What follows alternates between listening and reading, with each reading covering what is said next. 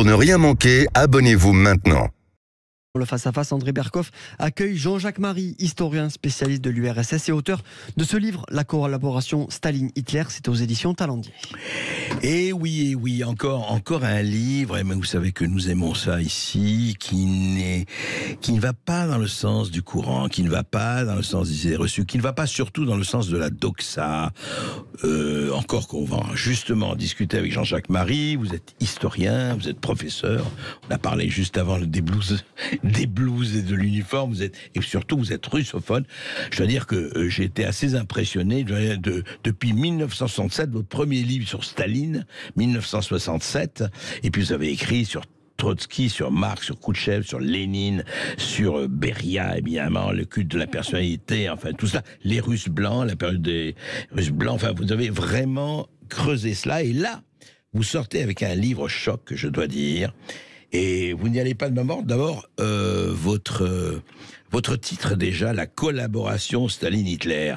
Vous savez très bien de quelle charge est le mot collaboration depuis un certain 1940-1944. Et vous commencez votre livre, et je dois dire que c'est très intéressant d'en parler.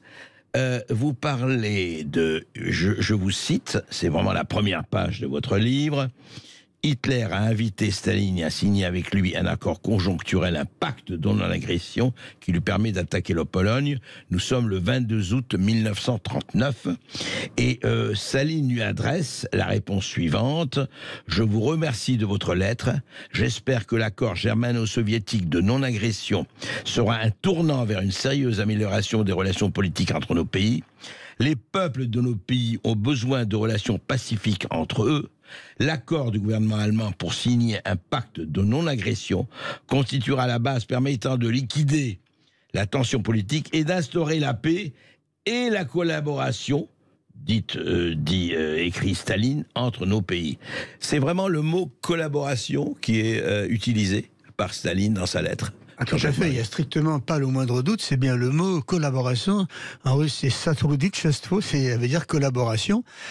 D'ailleurs, ce passage de la réponse de Staline, en général censuré par la plupart des historiens, avait été intégralement cité, évidemment traduit comme ça, par le bouquin de William Shirer sur le Troisième Reich, historien américain Shirer sur le Troisième Reich.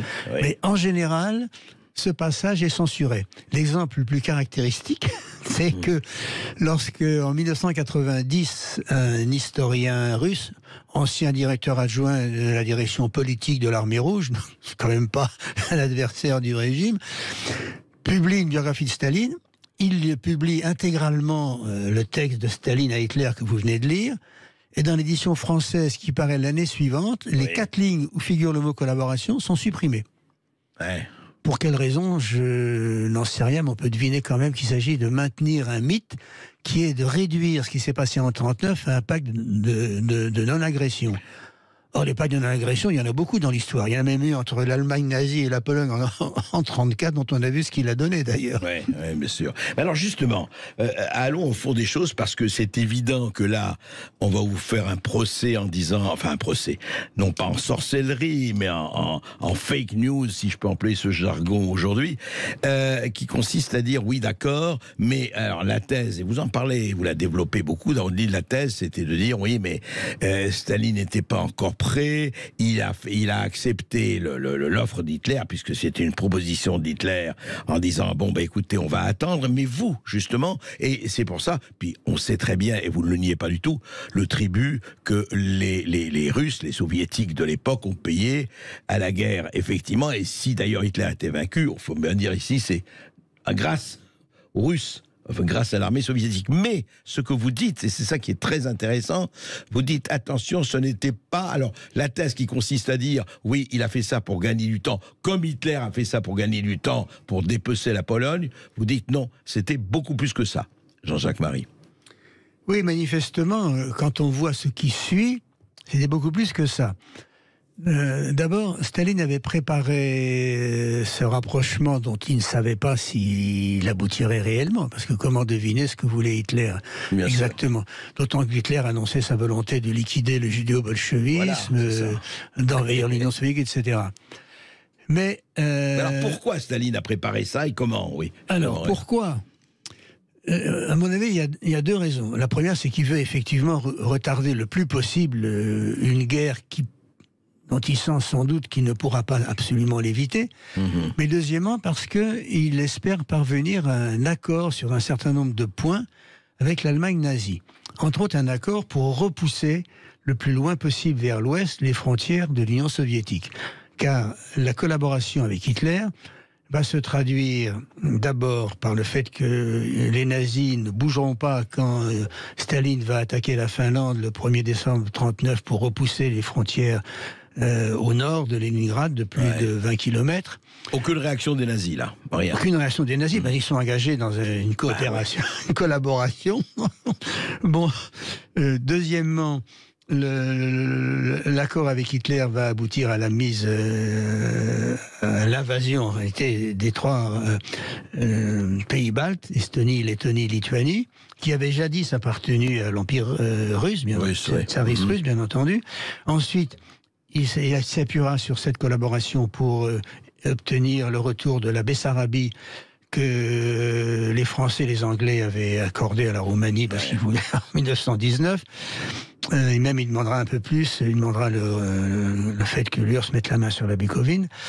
Donc il y a pendant un certain moment, un certain temps, une collaboration effective qui va mener jusqu'à la liquidation commune de la Pologne. Non seulement l'invasion de la Pologne, mais la liquidation commune de la Pologne comme État. Ils se mettent d'accord tous les deux là-dessus. Alors, bien sûr, la propagande officielle expliquera que si l'armée rouge est entrée en Pologne le 17 septembre 1939, c'est pour libérer les frères ukrainiens, etc. Mais cette libération est une plaisanterie. Staline avait d'abord dissous le Parti communiste polonais, puis le Parti communiste d'Ukraine occidentale, et le camarade Khrouchtchev, qui est alors premier secrétaire du PC ukrainien quand l'armée rouge envahit la Pologne, est chargé de gérer l'occupation des territoires conquis par l'armée rouge. Et Khrouchtchev raconte, parce qu'il parfois il ne joue pas la comédie, qu'il y a de nombreux cadres locaux du Parti communiste d'Ukraine occidentale dissous par Staline qui sont libérés et qui se précipitent pour aider à l'instauration du pouvoir soviétique dans cette région. Et Khrouchtchev dit: nous les considérions comme des agents non démasqués. Un très grand nombre d'entre eux, libérés par notre armée rouge, retombèrent ensuite dans nos prisons soviétiques. Les cadres du Parti communiste d'Ukraine occidentale que nous pûmes choper furent liquidés comme provocateurs, traîtres, félons. Oui, carrément. Pas mal, ça, comme libération des frères d'Ukraine occidentale. C'est absolument fascinant. On va continuer à en reparler parce que, justement, c'est très intéressant de voir cette démarche. Ça a duré quand même presque 2 ans, jusqu'en 41. Et justement aussi, la manière dont la presse de l'époque, notamment la presse communiste, notamment l'Humanité, en France et ailleurs, a traité, a interprété cela à ce moment-là. À tout de suite, une petite pause pendant 2 minutes, 3 minutes et on se retrouve avec Jean-Jacques Marie. On continue de parler de cette collaboration Staline-Hitler avec Jean-Jacques Marie et puis avec vous aussi au 0826 300 300. À tout de suite sur Sud Radio. Incomparable, éblouissant, majestueux, le 15 de France face aux All Blacks. France, Nouvelle-Zélande, le choc des titans, le 8 septembre sur Sud Radio, la radio de la Coupe du Monde de rugby. Moi, ça me rend joyeuse. La dernière fois, je suis revenue au bureau après un don de sang et il y a un collègue qui m'a dit « Mais t'es tout sourire, Sarah, aujourd'hui ?» C'est ça. À chaque fois que je donne, en plus d'être fière de moi, je me sens vraiment bien. On a tous une raison de donner son sang ou son plasma. Rendez-vous sur le site de l'établissement français du sang. Chez Boursorama Banque, vous économisez en moyenne 114 paquets de pâtes en frais bancaires par an. Vous pourriez donc survivre à 114 lendemains de soirée, ou faire 114 colis à 114 mamans, elles vont adorer, ou juste avoir 114 fois la flemme de faire à manger. Boursorama Banque fait économiser en moyenne 212 € de frais bancaires à ses clients, soit 114 paquets de pâtes par an. Et en ce moment, c'est pas rien. Boursorama Banque, la banque qu'on a envie de recommander. Estimation du prix moyen d'un paquet de pâtes de 1,86 € calculé selon la moyenne des prix observés au 27 juillet à Angers dans 3 enseignes de grande consommation. En moyenne, Boursorama Banque fait économiser 212 € à ses clients. Voir détails sur boursorama-banque.com. Alors t'as pris un appart meublé finalement? Eh non, j'ai juste un contrat d'énergie Engie. Comment ça? Et bah si tu déménages, tu vas pouvoir mieux t'équiper. J'ai comme une envie de faire mes cartons, tiens. Jusqu'au 10 septembre 2023, pour toute souscription d'un contrat d'énergie Engie, bénéficiez jusqu'à 500 € de remise sur une sélection de produits électroménagers Electrolux pour votre nouveau logement. Appelez vite le 3101. Voir conditions sur particulier.engie.fr. J'agis avec Engie. L'énergie est notre avenir, économisons-la. Sud Radio Bergerac, 95.5. Sud Radio. Gère tout dans la maison. Gère tout ce que je veux. Avec un bouquet de solutions, moi je vois la vie en mieux. Pour votre ménage, l'aide aux seniors ou la garde d'enfants, faites confiance à notre équipe dévouée et bénéficiez de 50% de crédit d'impôt sur l'ensemble de nos prestations. Plus d'infos sur o2.fr. Et moi je vois la vie en mieux. Leclerc, bonjour. 1 240 362, 1 240 363. Monsieur ? Ah, excusez-moi, je m'entraînais à compter pour votre super jeu avec 4 millions d'euros à gagner. 4 millions en tout, mais pas juste pour vous. Ah, c'est à partager. Du 5 au 30 septembre, c'est le super grand jeu chez Leclerc. Tentez de gagner des milliers de bons d'achat de 5, 10 ou 20 € et des e-cartes cadeaux de 100 €. Tout ce qui compte pour vous existe à prix Leclerc. Offre valable pour l'achat de 2 produits partenaires. Modalité magasin et drive participants sur www.e.leclerc. Ici Sud Radio.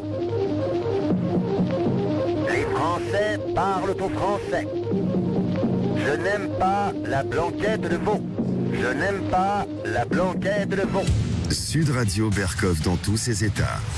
Et de retour dans Berkov dans tous ses états où on accueille aujourd'hui Jean-Jacques Marie, historien spécialiste de l'URSS et auteur de ce livre, La collaboration Staline-Hitler, c'est aux éditions Talendier.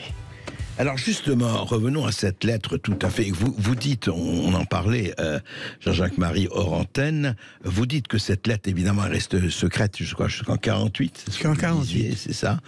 Et alors, cette lettre-là, en fait, parce que, creusons un tout petit peu, vous dites qu'en tout cas, dans cette lettre, quelles que soient les intentions, évidemment, on peut recéler quand même, au-delà du pacte de non-agression, c'est quelque chose, receler quand même un travail ensemble, donc une collaboration.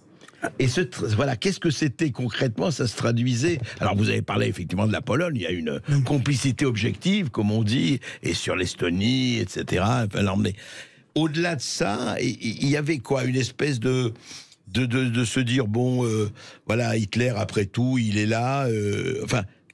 Comment on peut interpréter ça à la lumière des faits, à la lumière de la connaissance?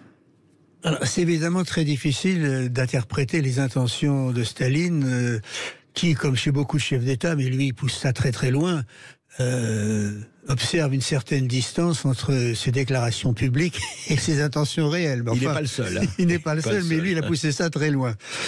Et ce qu'il cherche... bon.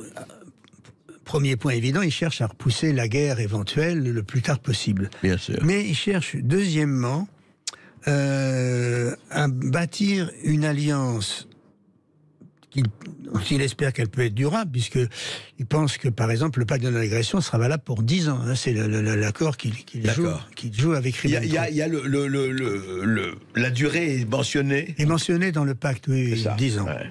Ou dans une déclaration de Ribbentrop. Je ne sais pas si que ce soit écrit ou pas, je ne me souviens plus. D'accord.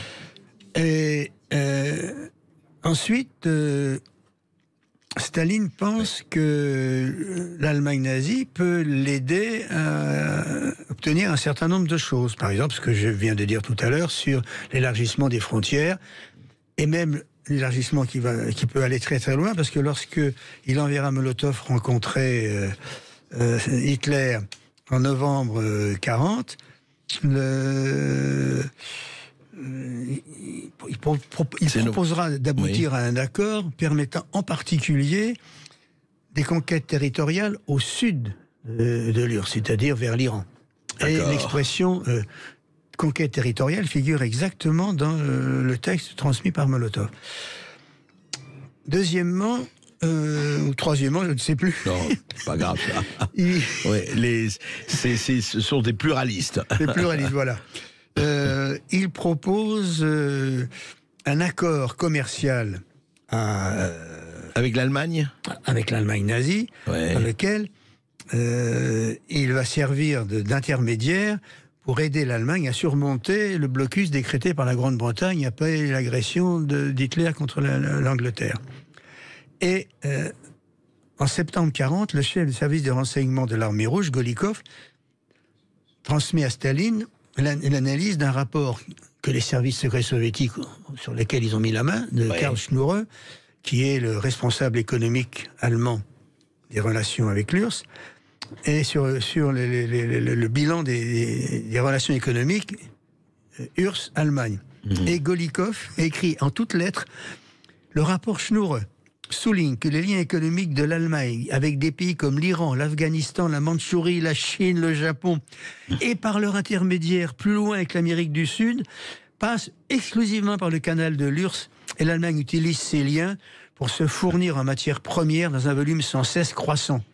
Intéressant. Ouais. Voilà les félicitations que le représentant d'Hitler adresse à Hitler lui-même d'ailleurs, sur les rapports avec Staline. En disant, vous avez bien fait de faire un accord, regardez. Voilà, regardez ce que ça donne. C'est la prospérité.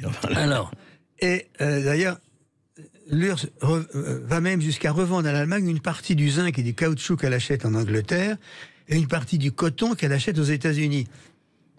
Donc c'est vraiment un partenaire commercial qui est à un certain moment indispensable à Hitler. Qu'est-ce que ça rapporte à l'URSS ?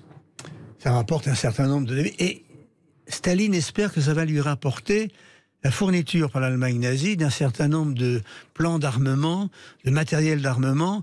Mais là, Hitler va le rouler dans la farine. Par exemple, quand il lui faut... je pensais que l'Allemagne allait fournir... Ah oui, il parle quand même, je te donne, tu me donnes. Oui, oui, bien sûr. Sauf que, par exemple, Hitler s'engage à lui fournir un sous-marin allemand...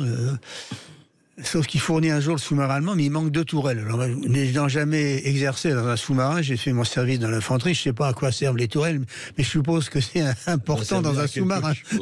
Bon. Et viendra le moment où Hitler pensera qu'il n'a plus besoin de cette collaboration, et c'est lui donc qui ira vers la rupture. D'abord parce que l'impérialisme allemand a besoin de conquérir l'Ukraine, la Russie, sans compter les inspirations, génocidaires de Staline, pour qui les Ukrainiens et les Russes c'était lapins. Donc qu'est-ce qu'on fait des lapins ? On les cuit, hein. on les tue, on les cuit. Mais alors dites-moi, en fait, c'est intéressant parce que ils avaient en commun, c'est disait Winston Churchill, leurs arrière-pensées, puisque chacun savait au fond ce qu'était l'autre, même Hitler.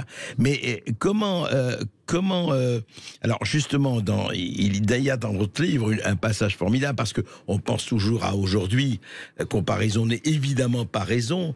Comment la presse, par exemple, communiste ou pro-soviétique de l'époque, que ce soit en France ou en Europe, a traité ce pacte? Ils en parlaient, ils n'en parlaient pas, parce qu'à l'époque, on était en plein, c'était le Front populaire, en France en tout cas, etc.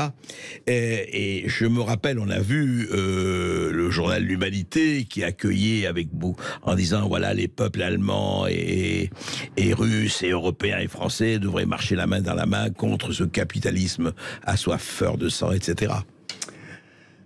Comment ça a été pris En général, la signature du pacte, je le répète, que personne ne connaissait la proposition de collaboration faite par Staline à Hitler.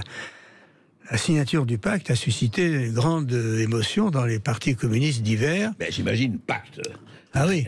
La Russie et l'Allemagne. Ah oui, ils avaient été formés pendant des années à la propagande antifasciste, même si un petit élément aurait pu attirer l'attention de certains d'entre eux, c'est qu'en août 1936, la revue du Parti communiste italien, évidemment en exil à Moscou, publie un appel à l'unité avec les fascistes de la vieille garde et de la jeune garde pour réaliser ensemble le programme fasciste de 1919, qui est un programme de liberté, etc., etc. Ils ont publié ça. Ça a été publié alors dans une revue qui est évidemment à diffusion massive, puisque c'est une revue. Mais d'accord. C'est quand même. Disons, c'était quand même. Il y a eu un signe. Et il y a eu ça, je crois que dans l'Humanité aussi, en France, il y a eu peut-être pas des appels, mais en disant, voilà. Main dans la main, non, il n'y a pas eu ça. Peuples allemands. Je me rappelle pas. Non, mais oui. Vous savez, accueillir le soldat allemand, etc. Ah oui, mais alors, en 1940, oui. En 1940, l'occupation, oui. Enfin, au début. Hein. Au début, il y a eu quelques formules, mais le Parti communiste français a bénéficié du fait que Daladier, ancien membre du Front populaire, a dissous le PCF. Ah bah oui, il l'a dissous. Donc le PCF était, disons, réduit à une expression publique extrêmement limitée, avec en même temps des conseils donnés par l'Internationale communiste, enfin par Dimitrov, qui faisait uniquement ce que lui dictait Staline, bien entendu, d'essayer de parvenir à des rapports amicaux avec les Allemands, et par exemple invitant les cadres communistes, c'est-à-dire les maires, les adjoints aux maires, etc., qui avaient été virés par le gouvernement Daladier, à ressortir de l'ombre pour occuper la place qui devait être la leur. Le résultat, d'ailleurs, il y avait eu des négociations pour la reparution de l'humanité engagées avec pendant l'occupation. Oui, au début, en 1939. Et ces cadres qui ont accepté d'obéir à ces recommandations ont été évidemment arrêtés par les Allemands, même s'il y a eu une petite hésitation pendant 15 jours pour savoir, par Otto Abetz, pour savoir si on ne pouvait pas passer une sorte d'accord avec eux. Mais c'était évidemment... ça n'a pas duré, bien sûr. Ça ne pouvait pas durer. Mais alors justement, à l'époque, l'URSS était là, c'était évidemment la tour de garde, le phare, etc. Au fond, juste un mot pour terminer avec ça, on va passer à beaucoup de choses à voir, mais ça a été donc ce pacte, on ne savait pas effectivement les clauses secrètes ni la lettre, etc. Ça a été accueilli comment par la gauche de l'époque? Je parle de la gauche révolutionnaire de l'époque. Ça a été accueilli comme un abattement. Alors, vous savez, on a assez polnisant des écrivains qui ont été absolument terrassés, atterrés, et d'autres qui ont dit non, il faut peut-être passer par là, on comprend, etc. Alors, la majorité des réactions semble avoir été une réaction de rejet. Auguste Lecoeur, ancien secrétaire du PC jusqu'en 1953, raconte un certain nombre de choses, par exemple sur le fait que quand il est invité à présenter dans une réunion, après la signature du pacte, à le présenter, à le défendre dans une réunion organisée par le PC dans la région de Lille, puisqu'il est secrétaire je ne sais plus si c'est de la Fédération du Nord ou du Pas-de-Calais, enfin peu importe. Il n'arrive pas à prendre la parole parce qu'il est rejeté. Et dans le café tenu par un cafetier qui est l'oncle de Thorez, il y a des inscriptions très hostiles à l'Union soviétique. Donc c'est un vrai choc. Là où le choc est le moins brutal, sans doute, c'est dans le PC britannique. Où il y a un dénommé Harry Pollitt qui défend... Enfin, pardon. Excusez-moi, le plus brutal, car Harry Pollitt condamne le pacte de façon assez vigoureuse pendant 3 mois. Mais il ne paiera pas ça de sa vie, lui. D'accord. Ouais. Et puis Thorez ira ensuite... en Union soviétique, enfin lui, autre chose. Il est parti d'ailleurs presque avant, lui. Là. Ah, mais il est parti avant, il a été appelé, oui. Parce que pour Staline, le PC français, c'était quand même un des PC les plus importants d'Europe, avec le PC italien. Mais le PC italien était évidemment dans la clandestinité. Donc, il fallait absolument qu'il soit sûr que Thorez allait faire appliquer par le Parti communiste français les directives de Staline. Alors c'est passionnant, on va encore une fois beaucoup de choses à dire sur cette période. C'est quand toutes les périodes troubles, opaques, grises, avec cette espèce de... Après on sait ce qui s'est passé ensuite, mais là, et entre ces deux adversaires mortels, 2 ans, presque 2 ans comme ça, de ce que vous dites, hein, Jean-Jacques Marie, pas seulement de non-agression, mais quelque part d'une certaine collaboration. On va continuer à en parler après cette pause. Et on continue de parler de cette histoire dans l'histoire avec Jean-Jacques Marie et puis avec vous au 0826 300 300. Vous nous appelez, vous posez vos questions. 0826 300 300. Sud Radio Berkhoff dans tous ses états, midi 14h. André Berkhoff. Tout savoir sur l'avance immédiate de crédit d'impôt avec Academia. Avec l'avance immédiate de crédit d'impôt, les cours particuliers à domicile proposés par Academia n'ont jamais été aussi accessibles. Comme en témoigne Benoît, le papa de Léo. Eh bien, d'abord, on a pris un étudiant pour aider Léo en maths. C'était pas cher, mais on n'a pas constaté de progrès. Alors, on a choisi Academia pour un accompagnement de qualité. Et ça marche, pour le même prix en plus. Alors Philippe Colléon, vous êtes président d'Academia. Les familles font parfois le choix budgétaire de prendre des intervenants non déclarés et pas toujours qualifiés? Oui, c'est vrai, mais grâce à l'avance immédiate de crédit d'impôt, les familles peuvent maintenant accéder beaucoup plus facilement à la qualité de nos cours et de nos enseignants. Alors comment fonctionne cette aide? Bien, c'est très simple. Dès cette rentrée, vous ne payez plus que 50% du prix et l'État prend en charge l'autre moitié. En plus, Academia s'occupe de tout et c'est sans engagement. Merci. Et pour plus d'infos, c'est sur academia.fr. Crédit d'impôt de 50% dans les conditions posées par l'article 199 sex des du CGI. Eden Auto fête aussi l'été avec son festival Eden Auto Occasion. Un concert de remise jusqu'à 1000 € sur une sélection de véhicules d'occasion toutes marques. Le festival Eden Auto Occasion, un florilège de réductions dans toutes vos concessions du réseau Eden Auto. Offre réservée aux particuliers, valable jusqu'au 30 septembre. Voir conditions sur edenauto.com. Pensez à covoiturer. À vos marques avec Total Energy. Total Energy est sponsor officiel de la Coupe du Monde de Rugby France 2023. Pourquoi cet engagement dans le sport? On vous dit tout dans un instant. Sud Radio Apt. 95.3. Sud Radio. À ceux qui se demandent toujours, une fois que le lave-vaisselle est en marche, s'ils ont bien mis la pastille. À ceux qui ont bien mis la pastille, mais qui ont oublié une assiette sale dans l'évier. Et à ceux qui lavent cette assiette à la main et qui se disent que c'est bien la peine d'avoir un lave-vaisselle. Dès mardi, chez Intermarché, il y a 60% de remise immédiate sur le paquet de 34 tablettes lave-vaisselle Platinum Plus Original Ferry, soit seulement 5,08 €. C'est ça, les 100 jours pouvoir d'achat. Intermarché, tous unis contre la vie chère. Jusqu'au 17 septembre, 12,70 € prix payé, 605 grammes, soit 8,40 € le kilo. Modalité sur intermarché.com. Produit dangereux, respectez les précautions d'emploi. Tu lui donnes quel âge à ma Mini? Je sais pas. 2 ans? Elle en a 6, mais c'est que j'en prends soin, moi. Avec le réseau Mini Service, profitez de toute l'expertise des techniciens pour l'entretien de votre Mini et préservez-la pour longtemps. Votre Mini a plus de 6 ans? Avec les tarifs avantages 6+, bénéficiez toute l'année de 30% de remise minimum sur les principales opérations d'entretien. Et jusqu'au 15 octobre, profitez de 50 € de remise pour les 1000 premiers rendez-vous en ligne. Mini Service, des experts dédiés à votre Mini. Méné.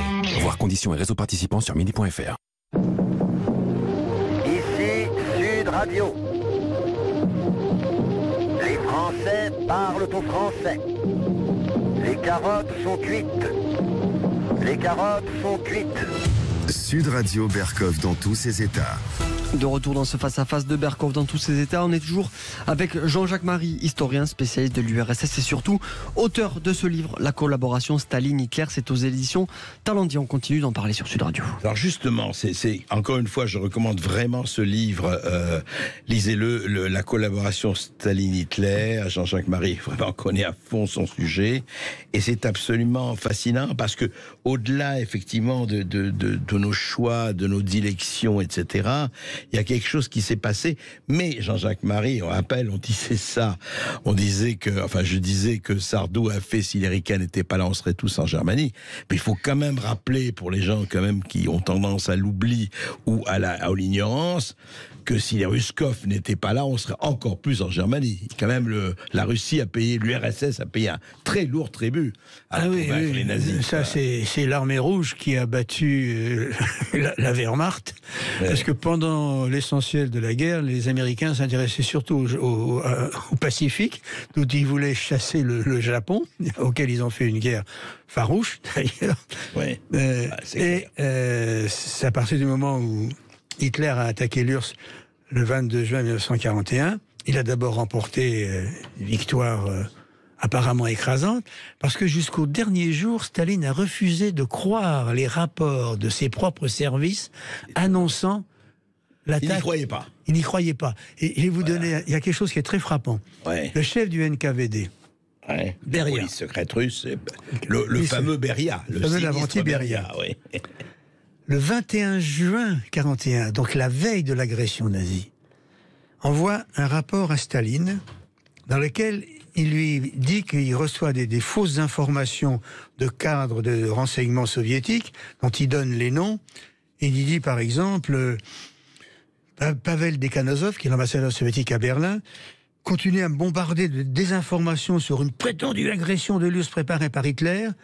Il m'a informé que cette agression aurait lieu demain, Ensuite, il attaque le général-major Toupikov, attaché militaire à Berlin. Ce général stupide affirme que 3 groupes d'armées de la Wehrmacht vont attaquer en direction de Moscou, Leningrad et Kiev, ce qui est exactement ce qui se passera d'ailleurs, Moscou, Leningrad et Kiev. Elle vous dit la veille de l'attaque. La veille, le 21 juin au soir. Et il stigmatise un lieutenant-colonel qui ment aussi en affirmant qu'Hitler a concentré 160 divisions contre nous. Et il termine, mais moi et mes hommes, Yossi Vissarionovitch, nous nous rappelons fermement votre sagace prévision, Hitler ne nous attaquera pas en 41. Ne nous attaquera pas en 1941. Ouais. Et il dit que les agents secrets qui donnent ces informations, ils seront réduits en poussière dans les camps pour des informations systématiques, comme complices des provocateurs internationaux qui voudraient nous brouiller avec l'Allemagne. Il les traitait de conspirationnistes, quoi. Oui, absolument. Mais ce qui est intéressant, c'est que Beria fournit des informations réelles à Staline, mais en les qualifiant de désinformations. Mais Staline ne pourra pas l'accuser de ne pas l'avoir informé. Sauf il lui dit, vous avez raison, ils ne nous attaqueront pas. Vous avez raison, ils ne nous attaqueront pas. Bon.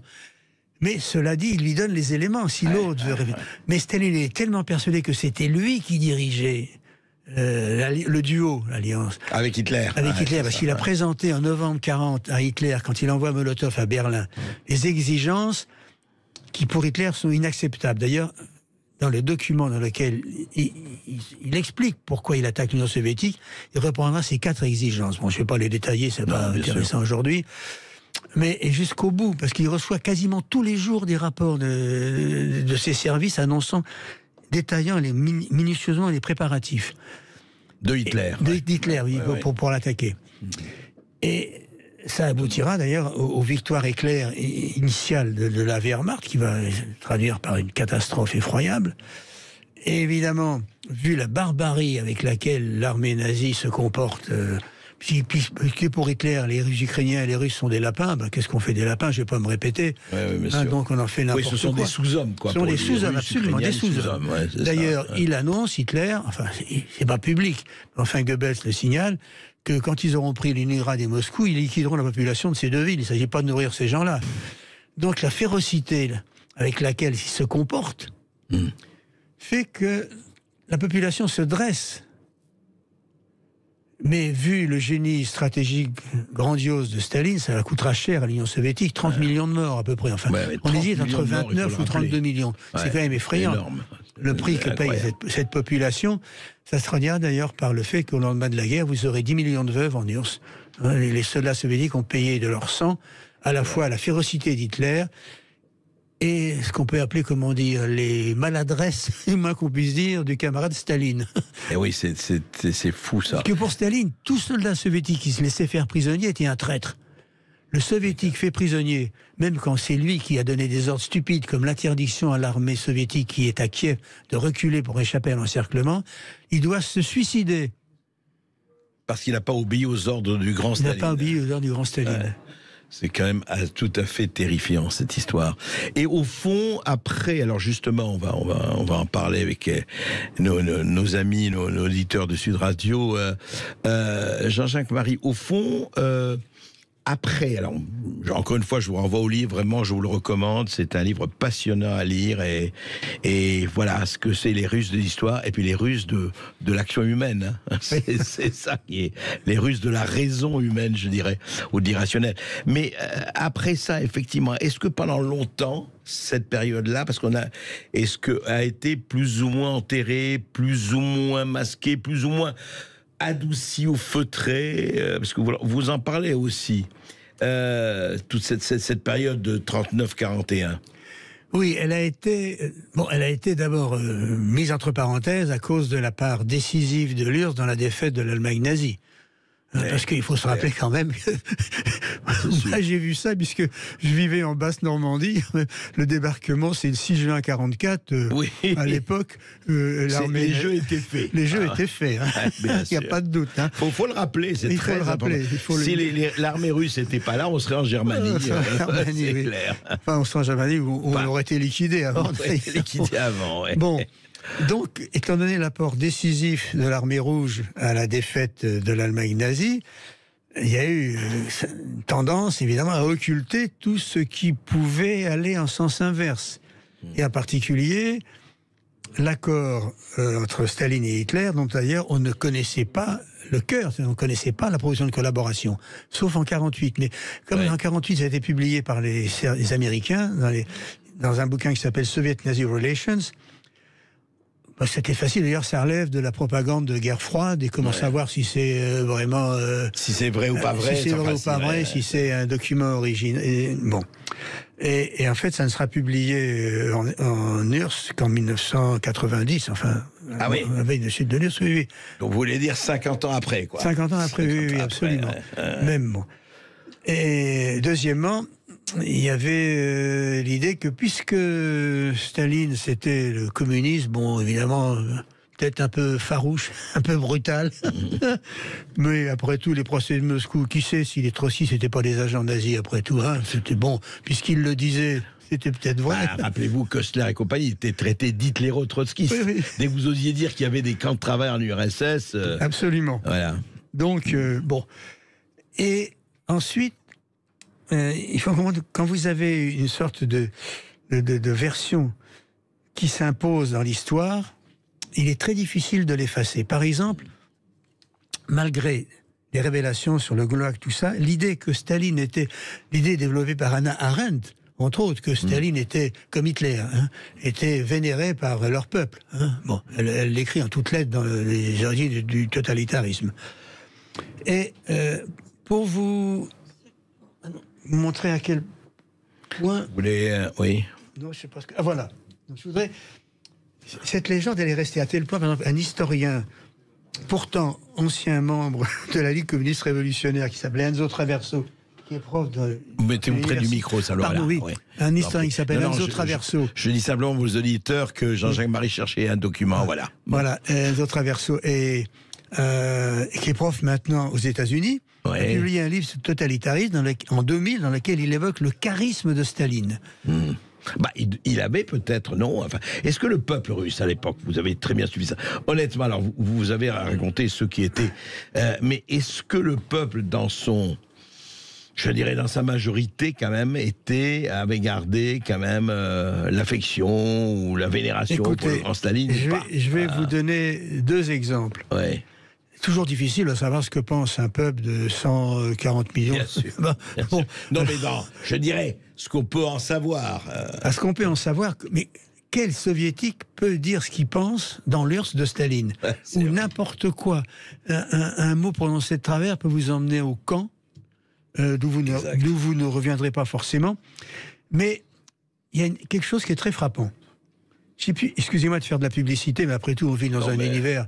J'ai publié il y a 2 ans un bouquin qui s'appelle « Des gamins contre Staline », où je cite des documents écrits par des gamins ou des étudiants. Documents, c'est-à-dire des tracts écrits à la main. Parce que quiconque a une machine à écrire en URSS est fiché. Hein, il est fiché. Bon. Mais d'une extrême violence contre Staline. Et ils sont immédiatement arrêtés parce qu'il y a la trouille de la police politique que ces documents, pourtant très violents, soient distribués dans les manifestations, et donc ils ne sont pas du tout sûrs que les manifestants vont cogner les mômes, etc. D'accord. Je vais vous lire 2 de ces tracts. Le premier, c'est un tract qui s'appelle « Parti ouvrier antifasciste ». Assez rapidement, parce qu'on a nos auditeurs, mais allez-y. Bon. Au contraire, c'est très intéressant. Dans lequel est créé par Lev Landau en 1938, qui sera prix Nobel de physique. Son document, ils veulent distribuer ça dans la manifestation... C'est en quelle année, ça 38. Ils veulent distribuer ça dans la manifestation du 1er mai. D'accord. La clique de Staline, écrivent-ils, a effectué un coup d'État fasciste. Dans sa haine furieuse du véritable socialiste, Staline a égalé Hitler et Mussolini. Et leur tract appelle ceux qui vont le lire à engager une lutte décisive contre le fascisme hitlérien, stalinien et hitlérien. Et en avril 1944, des mômes âgés de 11 à 13 ans collent à Saratov une vingtaine de tracts, 25 tracts manuscrits, dans lesquels ils écrivent « L'URSS, la création de Lénine a été transformée en empire fasciste de Joseph Ier. Camarades, dressez-vous pour le combat, et anéantissez la bête sauvage Hitler et ensuite renversez Staline. » Et là aussi, le NKVD veut les arrêter avant qu'ils distribuent le tract. Et la peur de la police politique est tellement importante qu'en 1948, Beria envoie une circulaire pour annoncer le fait qu'à Leningrad, un groupe dangereux a écrit des tracts qu'ils veulent distribuer dans la manifestation du 1er mai. et il envoie des renforts de Moscou au NKVD de Leningrad pour démanteler ce groupe qui se compose de 2 étudiants. Et ils sont arrêtés la veille de la manif, et évidemment, ils ont détruit les tracts. Si la population n'avait pas pu être sensible à ce genre de tracts, la police politique n'aurait pas été disons, aussi brutale et aussi paniquée. Ben oui. Mais c'est intéressant de montrer qu'effectivement, et après ça, il y a eu des gens qui ont commencé à comparer. Et puis il y a eu après Solzhenitsyn, etc., etc. Je crois que nous avons, Esteban, quelques auditeurs. Oui, il y a des auditeurs. Il y a Richard de Toulouse qui a composé le 0826 300 300. Bonjour Richard. Bonjour Richard. Bonjour à vous. Bonjour. J'avais une question à votre invité. C'est Staline, c'est approprié la propriété capitale, on va dire le capital de la Russie lui appartenait.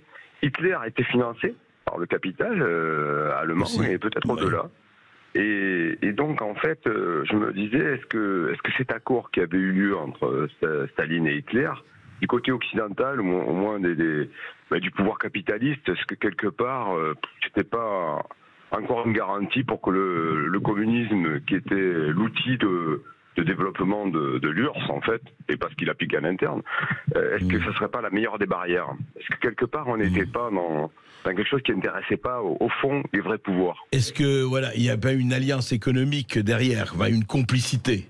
Une complicité où au moins, on dit on laisse faire, parce que finalement, ça va geler ce front. Et puis ça va mettre de l'ordre, Voilà. Ouais. C'est difficile de répondre à cette question. Simplement, une chose me paraît certaine.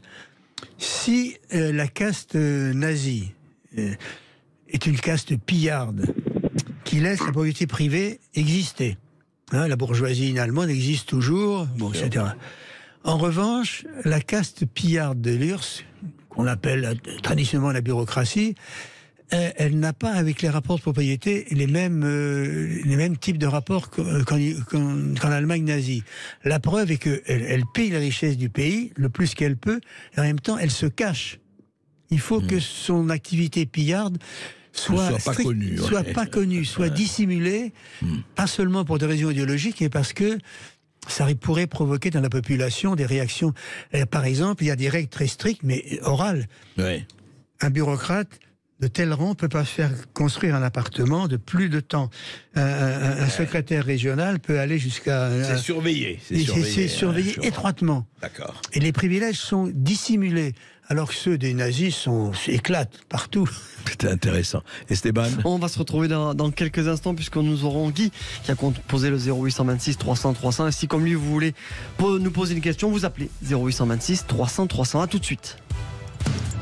Sud Radio Berkov dans tous ses états. Appelez maintenant pour réagir 0826 300 300.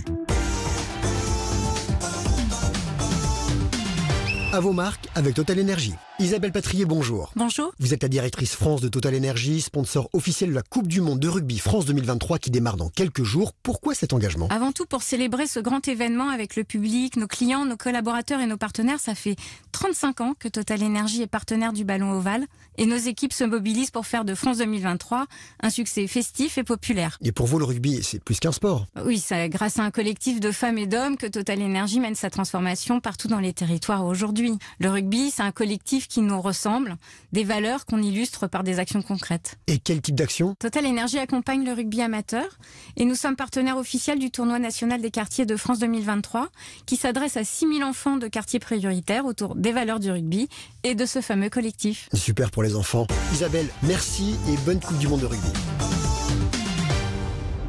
L'énergie est notre avenir, économisons-la. Et vous Antoine, pourquoi avoir choisi Verisure? Parce qu'on fait pas forcément attention au passage dans son immeuble. Résultat, mon voisin du dessus s'est fait cambrioler le mois dernier. Ça m'a clairement décidé à installer une alarme Verisure. Maintenant, je suis tranquille.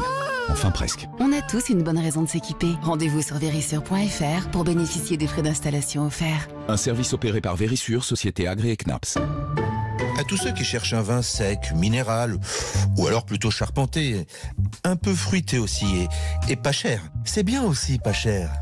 Dès mardi et jusqu'au 24 septembre, c'est la foire au vin chez Intermarché. Vous ferez forcément un bon choix parmi les grands vins et les petites trouvailles, toujours au meilleur prix. En plus, on vous offre jusqu'à 15% en avantage carte des 100 € d'achat. Et c'est aussi au drive et en livraison. Intermarché, tous unis contre la vie chère. Valable sur une sélection de produits. Modalité sur intermarché.com. Pour votre santé, attention à l'abus d'alcool. Sud Radio Libourne. 106. Sud Radio. Lorsqu'Hélène ouvrit son colis Amazon, elle eut des papillons dans le ventre. Ce double compartiment, ces 8 modes de cuisson, c'était la friteuse sans huile de ses rêves. À un prix si bas qu'elle ne put résister. Ça mérite bien 5 étoiles. Des super produits et des super prix. Découvrez nos super offres dès maintenant sur Amazon. Et vous, Antoine, pourquoi avoir choisi Verisure? Parce qu'on fait pas forcément attention au passage dans son immeuble. Résultat, mon voisin du dessus s'est fait cambrioler le mois dernier. Ça m'a clairement décidé à installer une alarme Verisure. Maintenant, je suis tranquille. Enfin presque. Confiez votre sécurité à Verisure, le numéro 1 français, élu produit de l'année 2023. Rendez-vous sur verisure.fr pour un devis gratuit. Un service opéré par Verisure, société agréée Knaps. Leclerc, bonjour. Les enfants, vous ne bougez pas. Oui, pardon. Vous faites bien des promotions sur les lessives? Tout à fait. Du 5 au 16 septembre. Merci. Ok les enfants, c'est bon. Vous pouvez aller vous rouler dans l'herbe. Non, doucement. Du 5 au 16 septembre, pendant l'opération des super pouvoirs d'achat, la boîte de capsules d'Ariel Pods 24 lavages avec 40% de réduction est à 8,69 €. Tout ce qui compte pour vous existe à prix Leclerc. Voir modalité, magasin et drive participants sur www.e.leclerc. Produits dangereux, respectez les précautions d'emploi. Ici Sud Radio. Les Français parlent au français. Je n'aime pas la blanquette de veau. Je n'aime pas la blanquette de veau. Sud Radio Berkov dans tous ses états. Et toujours avec Jean-Jacques Marie dans Berkov dans tous ses états et avec Guy de Bergerac qui a composé le 0826 300 300. Bonjour Guy. Bonjour Guy. Oui, bonjour. Oui, j'appelais parce que c'est pour rendre hommage à 2 députés de Dordogne qui, quand le pacte a été signé, ont renvoyé 2 députés communistes de Dordogne qui ont renvoyé leur carte au secrétaire du Parti communiste qui s'appelait à cette époque-là Jacques Duclos. Voilà. Donc c'est pour dire quand même qu'il y a eu des gens qui étaient clairvoyants et qui étaient... C'est très bien de le rappeler, oui.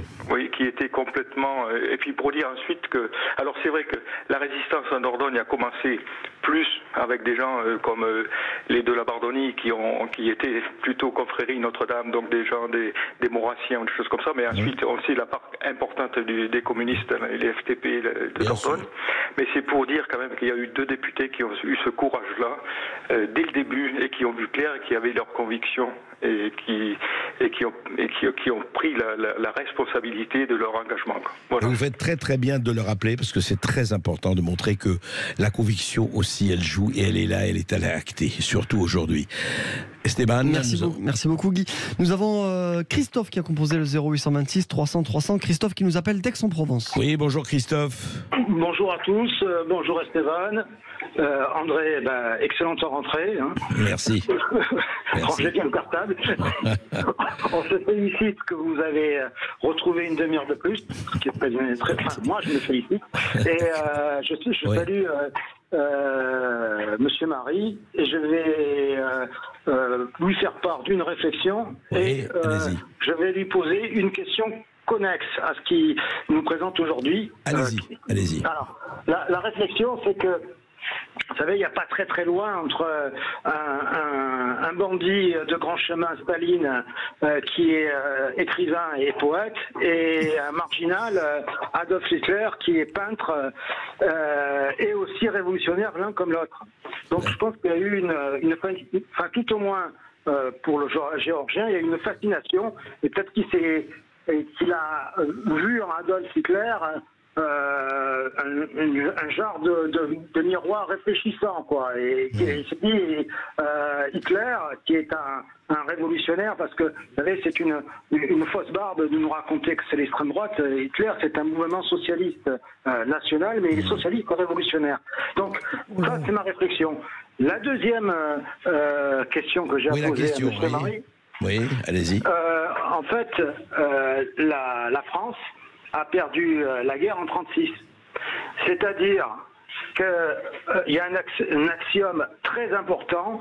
La France, avec l'URSS ou la Russie, gagne la guerre.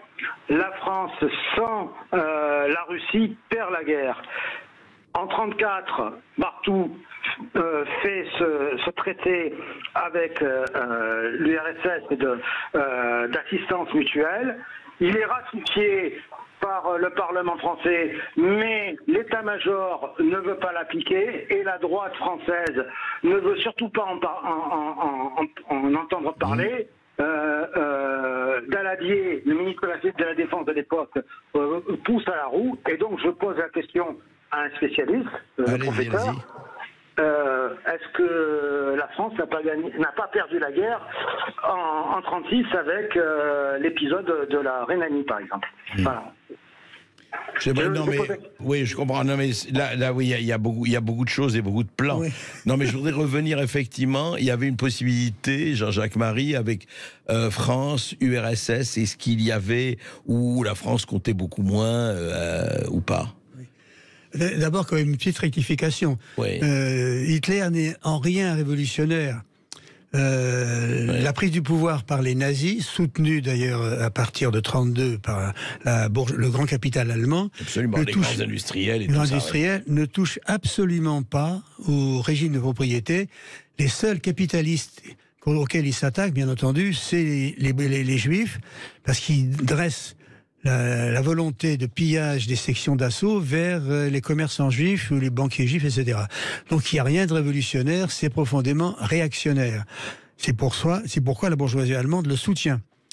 Ensuite... concernant Staline, puisqu'il disait c'est un peu le miroir, oui, un peu réfléchissant. Alors... Hitler Staline écrivait d'ailleurs, je sais pas. Non, quand il était jeune, il a écrit une vingtaine de poèmes dont la valeur poétique, disons, est discutable. Enfin bon, c'est pas le problème. Comme les peintures de Hitler, d'ailleurs. Comme les peintures de Hitler. Bon, je ne pense pas qu'il y ait un miroir réfléchissant. Il y a simplement l'expression chez Staline en 1939 d'une crainte d'une alliance entre d'un côté l'Angleterre, la France et l'Allemagne nazie contre l'URSS. Alliance qui peut sembler possible, voire vraisemblable, après l'accord de Munich, où, dirigé par Chamberlain... Et Daladier. Mais surtout Chamberlain. Daladier ne fait qu'obéir à Chamberlain, en réalité, parce que la monarchie britannique et la bourgeoisie britannique est pour un accord avec Hitler. Ce qu'on cache aujourd'hui. Surtout quand on va recevoir le parasite Charles, je ne sais plus combien, là.